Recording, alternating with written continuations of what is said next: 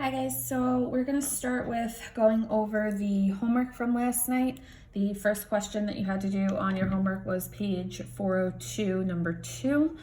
So it says that we have triangle FGH inscribed in circle O. The length of radius OH is 6, and then they say that FH is congruent to OG. What is the area of the sector formed by angle FOH? So that sector is this sector here. So what's the area of this whole sector? So one thing that's important to notice is that they tell you that FH and OG are congruent to one another, okay? So that means that if OG, well, first of all, OH is a radius, which is 6. That means that OG is also 6 because it's a radius, and OF is also 6 because it's a radius. If they tell you that OG and FH are congruent, then that means that FH is equal to 6 as well.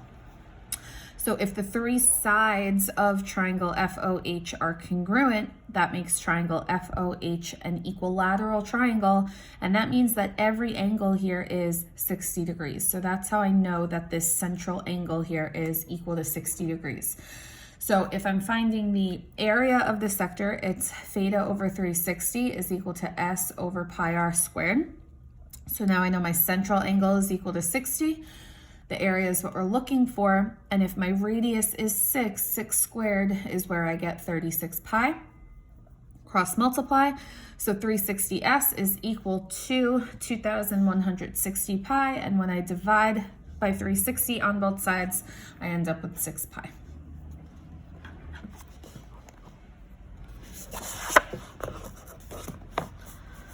Okay, you also had to do numbers 3 and 4. So number 3 says in the diagram below of circle O, the area of shaded sector LOM is 2 pi centimeters squared. If the length of NL is 6, what is the measure of angle N? So the first thing is that they're telling you that the area of this sector here is 2 pi. We already know what the area is. What we're looking for is this angle here. Okay, so the first thing that's important to note is that angle N is an inscribed angle, which opens up to arc ML, okay? So if I know the measure of arc ML, I can find the measure of angle N. And I can find the measure of arc ML by knowing the measure of angle LOM, because angle LOM is a central angle. So if I know this angle here, then I know the measure of this arc here. If NL is 6, that means that OL has to be 3. Half of a diameter is my radius, so half of 6 is 3. So I'm looking for what the central angle is over 360. They tell us that the area is equal to 2 pi, and then my radius squared is going to give me 3 squared or 9 pi. Cross multiply, and when I solve for theta, I get that theta is equal to 80. So that means this central angle here is equal to 80. Which means that the arc it opens up to, ML, has to be 80 as well. And since angle N is an inscribed angle, it means it has to be half the measure of that arc, or 40 degrees.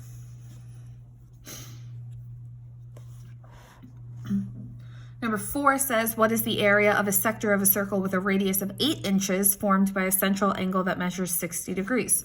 So they're telling us that our central angle is 60 degrees, okay? We're looking for what the area is, and if my radius is 8, that means 8 squared will give me 64 pi here. Cross multiply. And something that you may not be aware of, okay, you may be wondering how I got 32 over 3.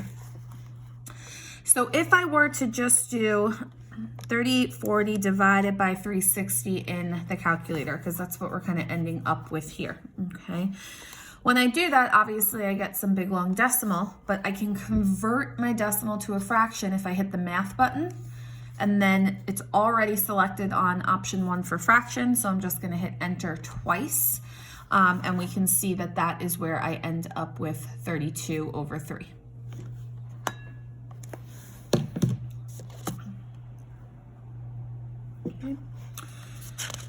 Next on page 404, you had to do number 6. So what is the area of the shaded region? So they gave you this unshaded region here, and they gave you that the measure of that angle was 60 degrees, but that's not the angle I want. I want this whole shaded section here, which is 300 degrees. If this angle here is 60, that means the rest of this has to be 300. So 300 over 360 is equal to S over 64 pi. My radius is 8, so 8 squared is going to give us 64. Divide by 360 on both sides, and when I do that same trick in the calculator as we did on number 4, I do 19,200 divided by 360, hit the math button, convert it to a fraction, and that's where I get 160 pi over 3.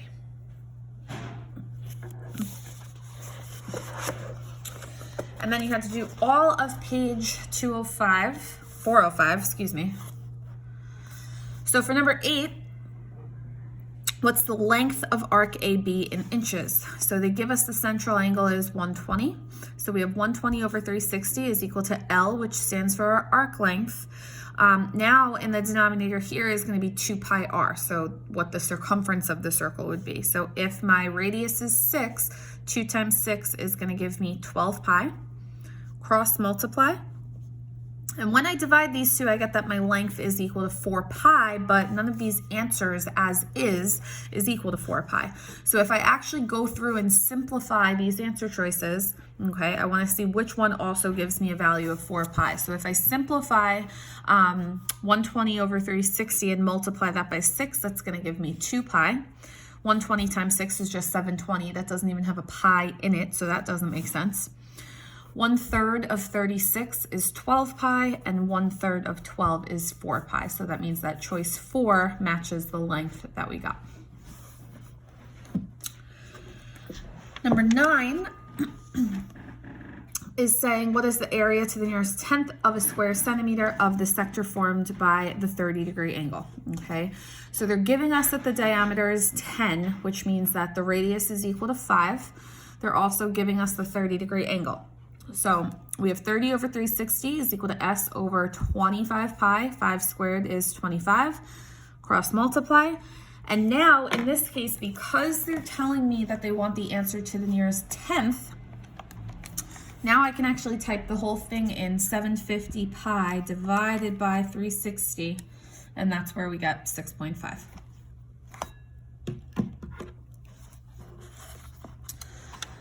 Okay, and then for number 10, the area of a sector of a circle with a radius measuring 15 centimeters is 75 pi centimeters squared. What is the measure of the central angle that forms the sector? So we're looking for theta over 360. They tell us that the area is 75 pi, and if the radius is 15, 15 squared is going to give us 225 pi here. Cross multiply. And then when I divide 27,000 pi divided by 225 pi, I end up with 120 degrees. Okay. So if you have any questions on those, of course, please feel free to send me an email if there is something that you still are unsure of. Okay. For today, we are going to work on completing the square, which you should have definitely seen in Algebra 1, but it is going to come up in tomorrow's lesson, so I wanted to make sure that there was a refresh on it. Another thing that you'll notice is that the lesson I posted is 2 pages long, and I think it's like, I don't know, how many questions? Let's see. Yeah, it's like 24 questions, but what I realized is that I don't actually want you guys to do all of that. So you'll notice up here, this is what I want you to worry about. So you only need to print the first page of the classwork, and then numbers 1 through 11, the odds. So essentially the whole left side column you're gonna do for classwork, and then 2 through 12 evens for homework, or the whole right side column for homework. But we are gonna go through 2 of them together, just so you obviously know what's going on, okay? So completing the square, the first thing that we always want to have when we are completing the square is we want all of our terms with a variable on one side of the equation and all of the constant terms on the other side of the equation. So if I look at number 1 here, okay, I have p squared plus 14p minus 38 equals 0, okay? So the first thing that I want to do is I want to bring this 38 to the other side. I want to keep everything with a p on one side and bring everything that doesn't have a p to the other side. So if I add 38 to both sides, I'm going to get p squared plus 14p. And what you're going to do is you're going to leave a blank for yourself, okay, on both sides. So all we've done so far is we've added 38 to both sides, and then we leave these blanks. And the reason that we're leaving these blanks is because the blanks are going to remind us, hey, you actually need to complete this square here. There's something else that you need to do here, okay? And if I do something on the left-hand side, I have to do something on the right-hand side. So adding in the blanks will help you remember not only one, that you need to actually complete the square now, but that whatever value you add to the left-hand side, you have to make sure you're adding it to the right-hand side as well. Whatever you do to one side, you have to do to the other side, okay? So the way that we do this, whatever the middle term is, or the b term, and when I say b term, that's coming from the fact that the general form of an equation, or of a trinomial, okay, is ax squared plus bx plus c. So when I'm referring to the b term, I'm referring to the middle term, or my x term, okay? So my b term in this case is 14. So what we do is we take that middle term, divide it by 2, and square it. Okay, that will always be the case. And whatever we get, that's what I'm going to add on the left and on the right. Okay, so when I do 14 divided by 2, I get 7. And 7 squared is going to give me 49. So this means I'm going to add a 49 on the left, and I'm going to add a 49 on the right. Okay. The next thing that we're going to do is just simplify a little bit. So we have p squared plus 14p plus 49 is equal to 87.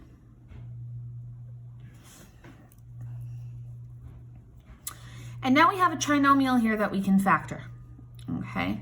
So to factor this, I want to use the AM method. So I want something that's going to add to 14 and multiply to 49, okay? So you should be thinking x plus 7 times x plus 7. But now how can we rewrite x plus 7 times x plus 7?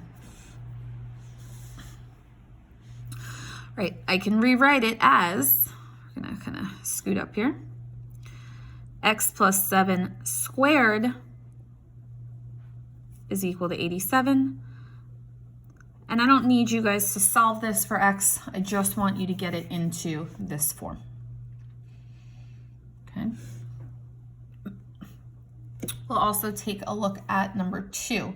So the first thing that I want to do is add 59 to both sides. So I have v squared plus 6v, leave my blank, is equal to 59 plus another blank. I'm going to take my middle term, or my b term, which is 6, divide that by 2 and square it. And that's what I'm going to add in both blanks here. So 6 divided by 2 is 3. 3 squared is 9, so I'm going to add a 9 on both sides. So we have v squared plus 6v plus 9 is equal to 68. Now I want two numbers that are going to add to a positive 6 and multiply to a positive 9, which is going to be v plus 3 times v plus 3. And I can rewrite that as v plus 3 squared is equal to 68. Okay, so one thing that you should be noticing is that every time you factor the trinomial, your factors should be exactly the same. So notice in both cases, we got two factors that are the same. That's supposed to happen. And the reason that this is supposed to happen, you'll see tomorrow, is because I want to specifically be able to express my equation in this form as a binomial that's being squared, okay? Another thing that you may notice is that if you look at your middle term, okay, in number 1's case, our middle term is a positive 14. If I just divide that by 2, notice that my factors end up being x plus 7 and x plus 7. In number 2, my middle term is a 6. If I divide 6 by 2, notice that my factors end up being v plus 3 and v plus 3, okay? So there is a connection between your b term and what your two factors will actually be, okay? So, like I said, I want you guys to complete the left column or the odds for classwork, and then the right column or the evens for homework. If you have any questions, please feel free to send me an email.